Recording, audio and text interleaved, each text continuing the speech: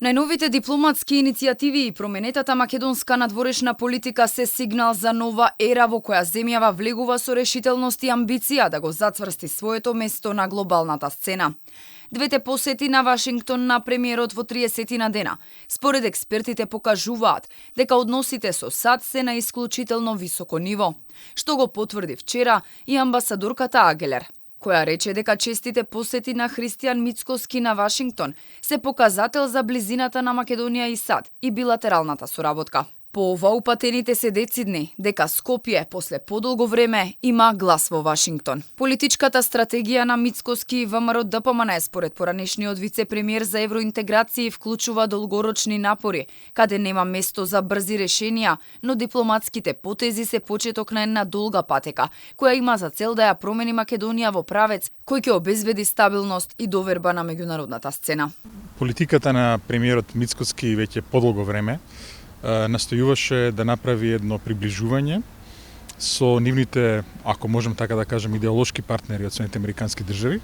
односно администрацијата на претседателот Трамп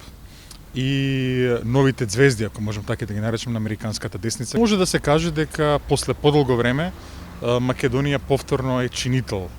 во Вашингтон, Македонија повторно има глас во Вашингтон и Македонија повторно е слушана во Вашингтон, односно дека соработката помеѓу Македонија и Соединетите Американски држави конечно има една двостранност. Според универзитетскиот професор Звонимир Јанкуловски, поагресивниот настап на македонските представници на меѓународната сцена е рестартирање на стратегијата која сега предвидува заштита на националните интереси. Зајакнувањето на соработката со САД пак ги побива критиките на опозицијата за наводно руско влијание во ВМРО ДПМН. Реторика на неосновани обвинувања која подолго време ја користеше сега опозицијската СДСМ. Кога немате аргументи како да одбраните на политика и кога немате аргументи во основа за сето она што беше направено во претходните години во контекст на нашето надворешно политичко представување, тогаш нормално дека ќе ги обвините опонентите за руското влијание како најлесен начин како да оправдате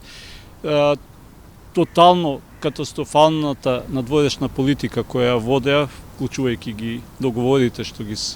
склучија во контекст на идентитетското обезличување на Македонија. По посетата минатиот месец на инаугурацијата на ново избраниот американски претседател, Мицкоски своето присуство на годишната политичка конференција на конзервативците повторно се очекува да го искористи за важни билатерални средби на кои ќе побара поддршка за предизвиците со кои се соочува Македонија. Експертите очекуваат со оваа дипломатска офанзива да се покаже дека е напуштена претходната политика на сервилност и понизност, со што Македонија ќе се позиционира како активен и почитуван учесник во меѓународните процеси.